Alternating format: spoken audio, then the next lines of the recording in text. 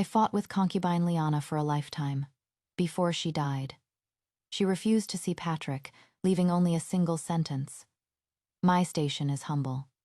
If there is another life, I only pray we never meet again. Patrick was convinced I had driven her to her death. He burst into my chambers late at night, sword in hand, demanding my life as payment. Summono pushed me from behind. I collided with the blade and died in agony. When I opened my eyes again, I was back on the day my father was choosing a husband for me. Before me stood Patrick, the newly appointed top scholar, and Marcus, a young general. He grabbed a large club and drove them both out. Patrick was no good man, but the one who pushed me in my past life was Marcus himself.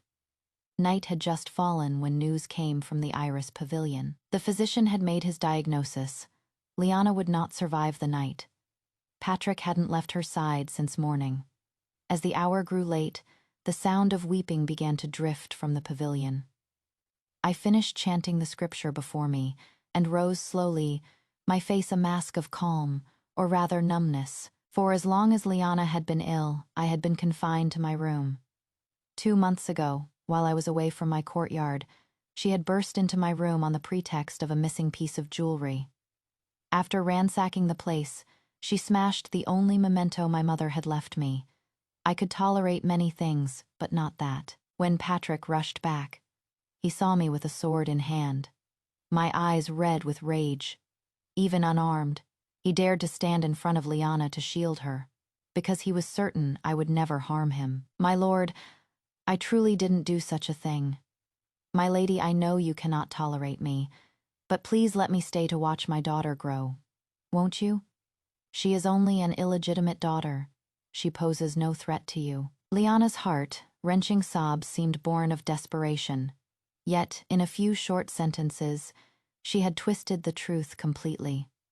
Marcus, who had arrived with them, pierced my shoulder with his sword, knocking me unconscious. Are you feeling sorry for her? Eleanor is so arrogant. If I hadn't some self-control, that sword would have pierced her heart. In a state of semi-consciousness, I heard Marcus's voice thick with disgust. After that day, I was locked in my courtyard, forbidden to take a single step outside. No one ever came to ask what had truly happened. Patrick declared that Leanna had fallen ill from the distress I caused her, and he had my gates sealed. My daily meals were passed through the doggy door. I was imprisoned for 2 full months. He didn't even let me see my father on his deathbed. It was a maid sent by Leanna who deliberately revealed the news to me. That was the first time I felt true despair. Leanna had been secretly taking medicine for her illness for a long time, but to drag me down with her, she later consumed potions to accelerate her condition. I didn't understand why she hated me until she repeated the same words as Patrick. Your position should have been mine. You've occupied my place for so long. Even my daughter can only be illegitimate. Do you have any idea how much I hate you? That was the last time she came to see me in secret. Afterward, she pushed her body to its limit, hastening the progression of her illness. And just before her death, she not only refused to see Patrick, but also reiterated her supposed innocence from that day, leaving him with one final message. My station is humble. I cannot defend myself. If there is another life, I only pray we never meet again. The door to my room was violently kicked open. Patrick's eyes were bloodshot, his face a contortion of grief, but more than that, of hatred. The loathing in his eyes seemed to spill over as he gripped his sword. You wretched woman, I will kill you today and make you accompany Leanna in death. I could have dodged the blow, but for some reason, I suddenly felt so tired, so I didn't move, meeting Patrick's gaze with an empty calm. But at the last moment, Patrick deflected his sword. And just then, someone pushed me hard from behind, sending me straight onto the blade's edge. Hearing Patrick's cry of shock, I felt a wave of revulsion. I even pushed myself forward, driving the sword deeper, before losing consciousness completely. Memories of the past flooded my mind, and I shed tears of regret. If there is a next life, I must meet Patrick and the others again. I cannot rest in peace until I have my vengeance. My lady, please wake up." Hearing that familiar voice again sent a tremor through my heart. It was Clara who had died protecting me, standing before me and urging me on. "My lady, you must hurry. The two gentlemen are already in the main hall. The master has sent for you several times. We must get you ready." Before I could process anything, Clara was pulling me over to wash up. It was only when I reached the main hall that I understood my situation. I had been reborn, and the timing of my rebirth was truly something. It was the day my father was choosing a husband for me. "Eleanor, this is Master Patrick, and this is the young General Marcus," my father said. Seeing those two familiar faces again, I could barely contain my hatred. Patrick and Marcus. I couldn't blame my past self for being blind.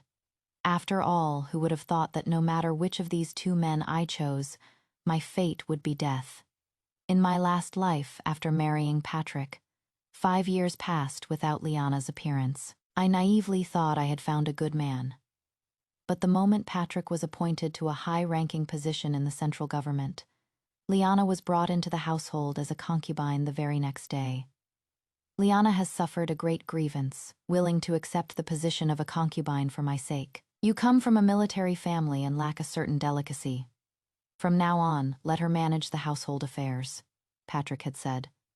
With that one sentence, my 5 years of managing the household were dismissed as me, lacking delicacy. Patrick handled all of Leanna's affairs upon her arrival. I didn't even know her family background. I only heard her claim to be the legitimate daughter of a scholarly family. But I stumbled upon the truth. Leanna was a registered slave. She had no right to be a concubine. She could have been sold off with a single word. But at that time, Leanna hadn't shown her true colors, and she was the woman Patrick loved. I didn't want to be ruthless the moment I found leverage, so I held back and said nothing. That is, until Patrick forcefully exonerated Leanna's family, pulling countless strings with his official power. It turned out Leanna came from the Shao family, which had been convicted of corruption years ago. The men were exiled, and the women were enslaved. Leanna included now, with her family's name cleared. A new truth emerged. When Patrick and Marcus had first come to my father for patronage, they both claimed to have no one special in their lives. Yet now, it seemed they shared a person to protect. Leanna, they had never mentioned their years, long connection, and all three of them acted as if I had been forced to choose a husband that day. Initially, Marcus and I were mere acquaintances, but after my conflicts with Leanna began, he was even quicker to condemn me than Patrick, who would at least feign to ask a question or two. Marcus simply decided I was at fault. Even in my past life, when Patrick had clearly deflected his sword, it was Marcus who pushed me from behind, ensuring I was impaled. I would never forget that figure in black. "Eleanor," my father called, noticing my distraction. I looked at my father, still safe and sound, and my eyes stung with tears. Because of Patrick, I hadn't even been able to see him one last time in my previous life. The thought spurred me into action. I ran outside and snatched a thick, arm-sized branch from a servant who was trimming the trees. "Get out, all of you!" Returning to the hall, my face was cold as I swung the branch at the two men. My father tried to stop me, but I threw the branch between them. It landed with a crash, shattering a teacup. "Get out!" My behavior was so strange and rude, yet my father's first instinct was to check if my hand was hurt. "My daughter is unwell today, gentlemen. Please take your leave," he said, then immediately turned to inspect a small cut on my finger. Marcus looked displeased but said nothing, bidding farewell and leaving. Patrick, however, gave me a deep, searching look, which only made me want to curse at him again. "Keep staring and I'll gouge your eyes out." After they were both gone, I buried myself in my father's arms and finally broke down, sobbing. There. If our Eleanor doesn't want to marry, she doesn't have to. What is there to cry about?" I was crying because I had been so foolish. In my past life, during my final days, all my maids were replaced by Leanna's spies. I had no one to even cry to. And it all started on this very day in my past life. Faced with two seemingly equal men, I chose the gentle-looking scholar. Patrick. I stood by him as he rose from a common scholar to a grand minister. Years of companionship, yet it meant nothing compared to Leanna, who came later. My life was wasted, and Marcus. He not only killed me, but he was also the one who murdered Clara. Back then, when I had just been confined, only Clara was by my side, trying to help me. When news of Leanna's illness reached him, and with my father gravely ill and returning to his hometown, Marcus came for me with his sword, intending to kill me for revenge. If I don't kill you, I'll have failed Leanna, and I'll have failed myself for all the indignities I suffered under your father. Hearing this, my blood boiled. Leaving aside the fact that I never harmed Leanna, you, Marcus, were just a soldier in the cookhouse brigade. If my father hadn't promoted you to deputy general, would you be where you are today? Marcus sneered. With my talent, some other noble would have recognized me even without him. I already had Leanna in my heart back then, yet I had to play along with you and Patrick, letting you choose between us on what grounds. I was so enraged I coughed up blood, my voice cracking. It was you who didn't admit to having a lover, all for the chance to climb higher. No one forced you. It was your own hypocrisy. You sucked the blood of my family to fuel your rise to power without a single word, and now you talk about your grievances. I had hit a nerve. Marcus flew into a rage and was about to strike when Clara, hearing the commotion, rushed in and took the blow for me. Patrick followed her in, a look of impatience on his face. It is only confinement. Why must you always cause trouble? His words died in his throat when he saw the scene before him. I fainted. When I awoke, I was surrounded by strangers with cold attitudes. Clara's body was gone, and only a servant at the door remained, who told me in a flat voice, "You are still not permitted to leave." I knew then that everything, including Marcus easily breaking into the estate, was the work of the bedridden Leanna and Patrick. He had simply chosen to be a blind man through it all. Coming back to the present, I took a deep breath. The only comfort was that this time, it was not too late. I told my father directly that those two men had ulterior motives. Not only could they not be trusted, but they should be eliminated. Me father, though straightforward and not overly cunning, was not easily fooled. In my past life, Patrick and Marcus gained his trust because of an incident on the road back to the capital half a month ago. Bandits attacked, and Marcus took an arrow for my father at a critical moment. He did have some skill, which is how he earned his promotion. He prided himself on his abilities, but he didn't know he was stuck in the cookhouse brigade because he had offended someone. That person was the scion of a noble family who had been suppressing Marcus's records. If not for my father, no one else would have dared to intervene in that feud. And after I married Patrick, I discovered by chance that my father's ambush had been no accident. Marcus had deliberately left the main party and leaked their route to the bandits. His path to power was paved with the lives lost that day. Me father was deceived after promoting Marcus. Marcus then recommended Patrick to him.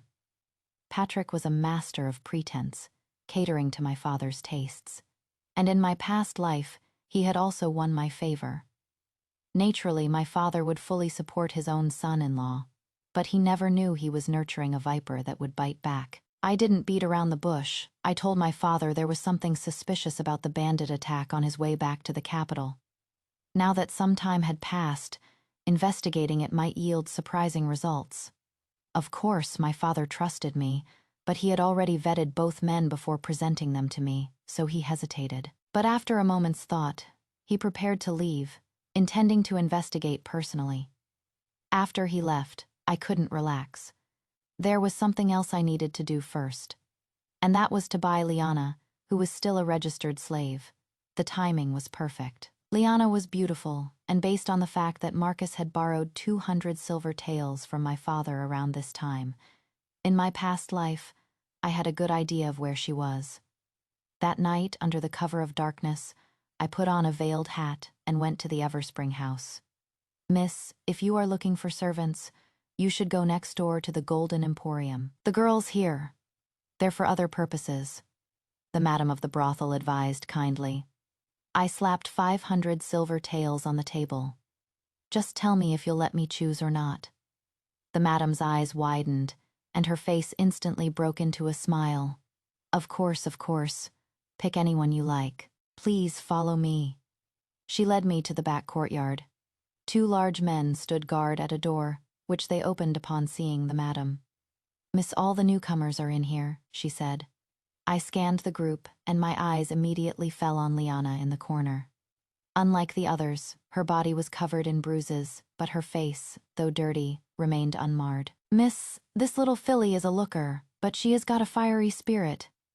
If you want her for service, shall I have her? Disciplined for you first. I shook my head. She'll do. Give me her deed of sale. I am taking her with me now. The madam readily agreed. As I was about to leave, someone tugged on my skirt. Miss, please take me with you. I can do any work just for a mouthful of food. A small, skinny girl was clinging to me, her eyes filled with pleading. A nearby guard moved to kick her, but I stopped him. Wait. A flicker of pleasant surprise crossed my face. Wasn't this Tess in my past life? Leanna had a deep scar on her forehead, inflicted by Tess. Though Leanna usually covered it with her hair, it was a source of deep-seated resentment for her. Once she gained power, she immediately sent people to find Tess and had her beaten to death. Because the deed was done at the Patrick estate, I had seen Tess once. It seemed they had some enmity even before Leanna was sold to the brothel. I was delighted. Perfect. There were some things I couldn't conveniently do myself. I needed a blade. I looked at the madam. How much for this one? I'll buy her too. The madam glanced at Tess and beamed. You've given me so much, miss. If you like this girl, consider her a gift. I gave a non-committal nod, took both deeds of sale, and had my servants take the 2 girls back to the estate. Leanna, now that you've fallen into my hands this lifetime, you won't get off easy. None of the 3 of you will. As soon as we returned, Tess knelt before me. Thank you for saving my life, miss. My name is Tess. If there is a place for me, I would be honored to serve you. I'll do any work in your courtyard.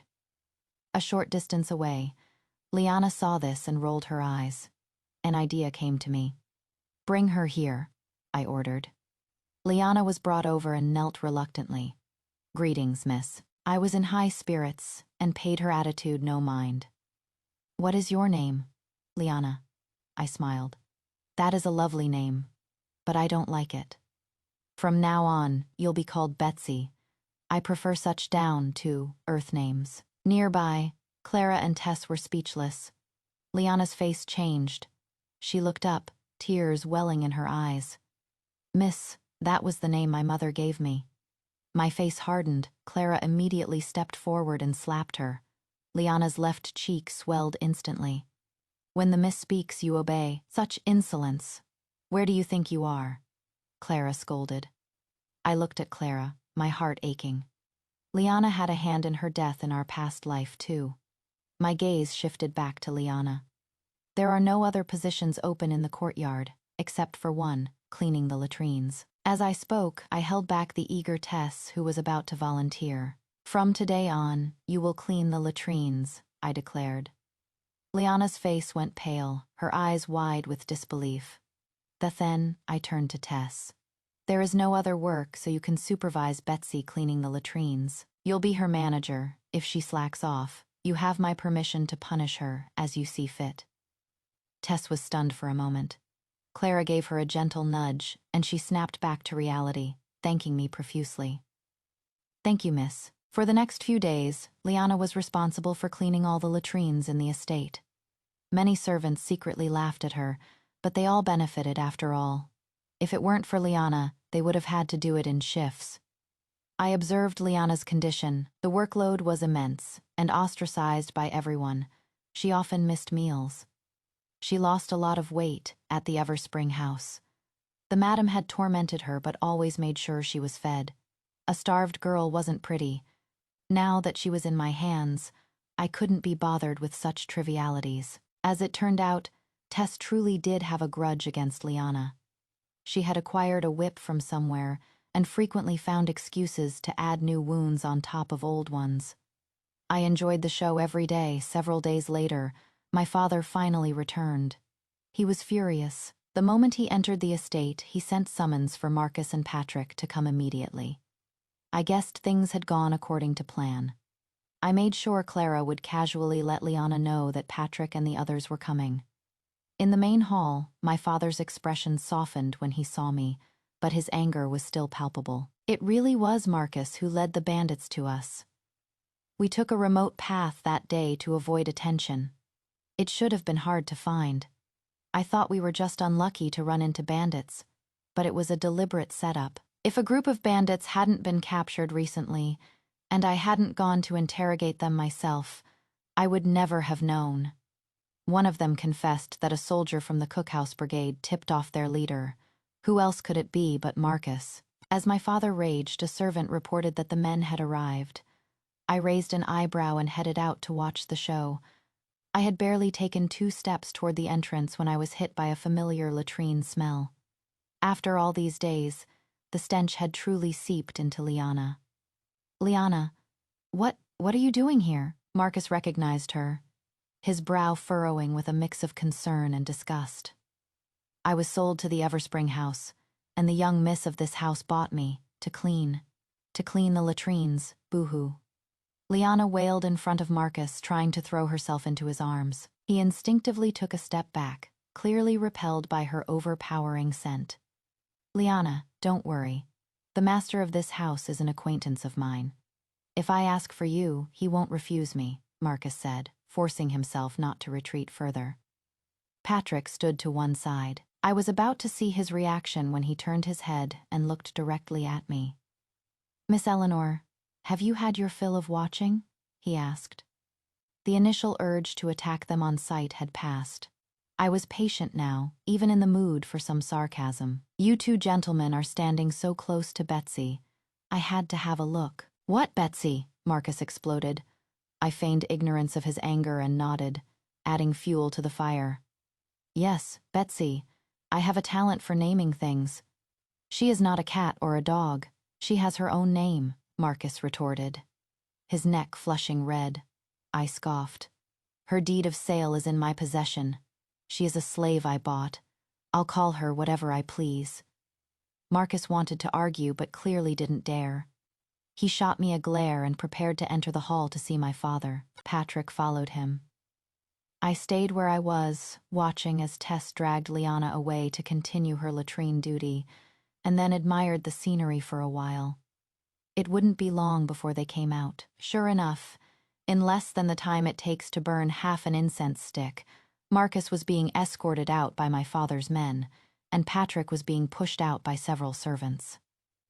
"General, I truly didn't do it. You have to listen to me." Marcus was still shouting desperately, but it wouldn't change his fate of being taken to the authorities.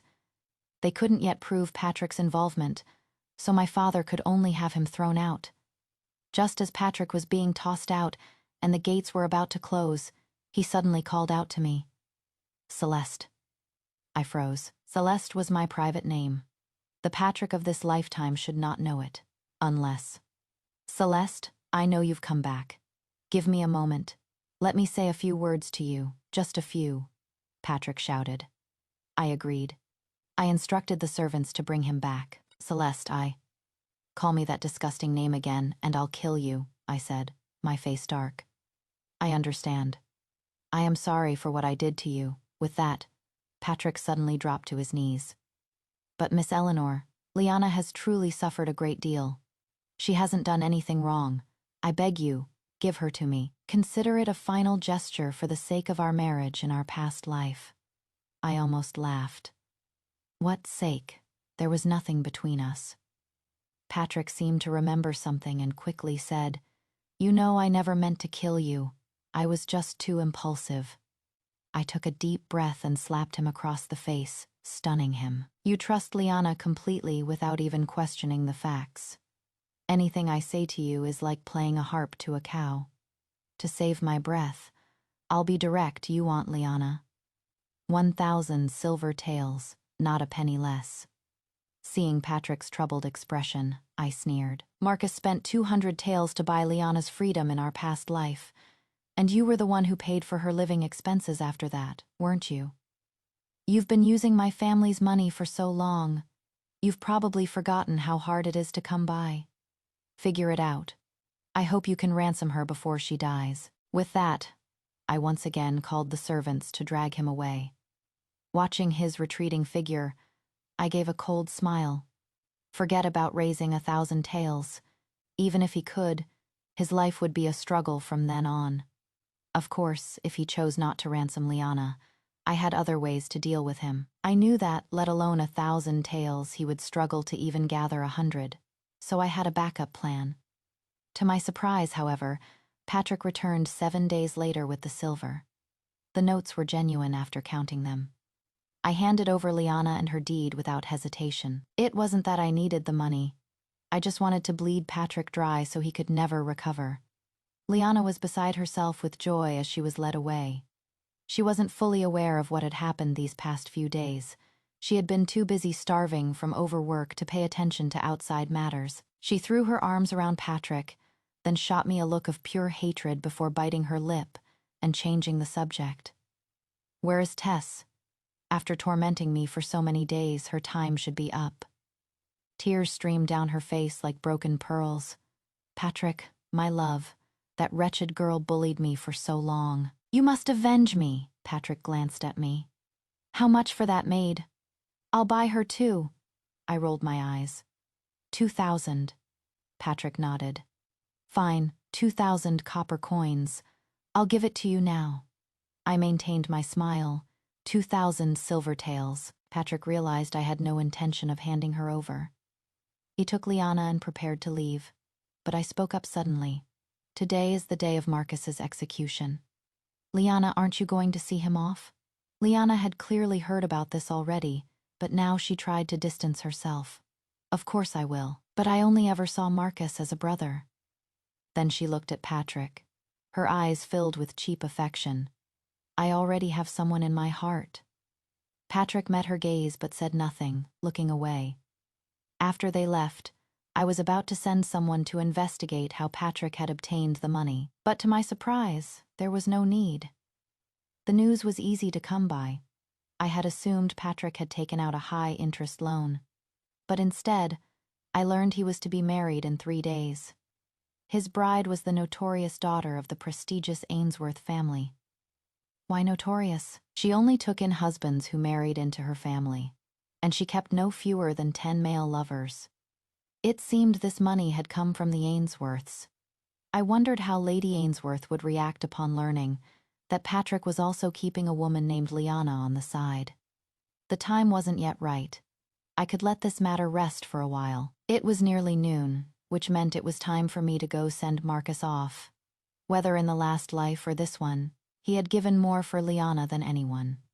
But in both lives, Leanna chose Patrick. It was simply because, at every moment of choice, Marcus was in a weaker position than Patrick. Yet he didn't resent his own powerlessness, nor Patrick for being his rival, nor Leanna for her wavering heart. He resented me and my father. I once tried to analyze his thinking, to empathize, but in the end I realized some people are just born malicious. Colluding with bandits to ambush the Imperial Army was a capital offense. This time, I didn't wear a veiled hat. There was no need to hide. From the moment I arrived at the foot of the execution platform, Marcus's gaze was fixed on me. That look of disgust and hatred was all too familiar. You wretched woman, even as a ghost I will. He was so absorbed in his hatred that he didn't notice the time had come. His sentence was cut short as his head fell to the ground. Coming back to find me. Excellent. The hatred in my heart had only been soothed by a fraction. 3 days later was Patrick's wedding. Lady Ainsworth was flamboyant, parading Patrick's bridal sedan through the streets 10 times. I thought it was a sign of how much she valued him, but it turned out Lady Ainsworth was still occupied with her male lovers. Patrick was certainly patient, as he made no moves during these days. Naturally, I couldn't let things be so peaceful. That would be too boring. So I sent a message to Lady Ainsworth, detailing the purpose of the 1,000 tales and the address of the alley where Patrick was keeping Leanna. That night, on Pear Blossom Alley, Leanna was dragged out and beaten black and blue alongside Patrick. "So this is what you are. I took you in because you had a decent face, but now you've brought this humiliation upon me, keeping a woman on the side. Beat them to death for all I care." Lady Ainsworth cursed them out for a solid half-hour. Clara was too embarrassed to repeat the rest of her words to me, and even the thick-skinned Tess refused to say. I was intensely curious, so I changed into plain clothes and blended in with the gossiping old women on Pear Blossom Alley. When I emerged half an hour later, I felt my ears needed a thorough washing. The final result was that Lady Ainsworth threw Patrick out and demanded the return of the 1,000 silver taels. And that was just a rough estimate. This was it. Forget about making a comeback. He would be lucky to survive. Even if Patrick remembered the questions from his imperial examination, he couldn't even afford the registration fee now. Burdened by debt, he tried to sell calligraphy and paintings to make money, but a man who had been so thoroughly coddled could not survive in the real world. In his past life, he never acknowledged how easy his life had been, lamenting only that he couldn't marry Leanna. But in this life, they were both free, so why didn't they just get married? Some things are only cherished after they are lost. The money he earned wasn't enough to live on, let alone repay his debts. Me father's support in the last life, which Patrick had dismissed as mere copper and gold, was now the very thing he would have to spend the rest of his life chasing. For the remainder of their days, I wouldn't even have to lift a finger. Their lives would be miserable enough. But one day, as I was out, a hand shot out from an alley and grabbed me, trying to drag me in. My reflexes were sharp. I plunged a dagger into my assailant's wrist and twisted it viciously. "It is me." Patrick's voice was weak and pained. "I know I was wrong, Celeste. Every day is torture. I finally understand. The one I love most is you. Leanna only knows how to eat, drink, and be merry. Yesterday, she even tried to become a concubine for Lord Lee. If it were you, you would never be such an unchaste woman. You love me, you are loyal to me, I know it. I've seen the light now. Let's go back to how things were, please. Just the two of us. I would come home from court, and you would be there to greet me. The table filled with my favorite dishes, all cooked by you." I let him sob and plead, saying nothing for a moment. He was covered in blood, and not just from the wound I had just inflicted. It was someone else's blood. She had killed someone. Me muscles tensed. I struck him hard, knocking him unconscious. I had been practicing self-defense lately, and was much stronger than in my past life. Then, in full view of everyone, I dragged him all the way to the magistrate's office, deliberately choosing the paths with the most gravel, ensuring that even if he woke up from the pain, I could just hit him again. At the magistrate's office, they sent people to investigate and discovered he had murdered Leanna. But Patrick was like a madman, and no amount of interrogation could get anything useful out of him. Finally, an old woman who lived next door came forward as a witness, reporting that Patrick had killed Leanna. Even though Patrick seemed insane, the verdict came down without mercy. The execution was set for 3 days later. I went to a renowned physician and obtained a potion that would restore a person's clarity of mind.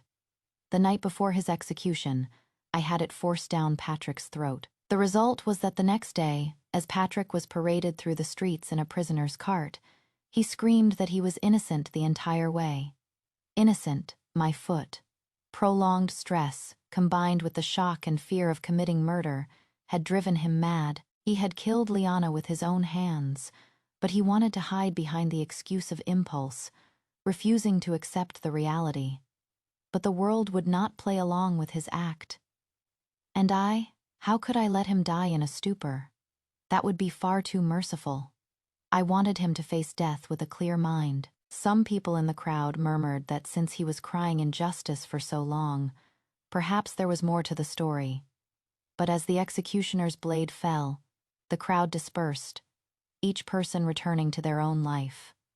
No one discussed it further, Patrick became just another nameless criminal, one of many. As for me, I had pushed them to their demise. Yet through it all, I had never laid a hand on them directly. Doing it myself might have been more satisfying, a mutual destruction at worst. But I found them too foul. Besides, there are still people in this world I care for, and they were not worth my life.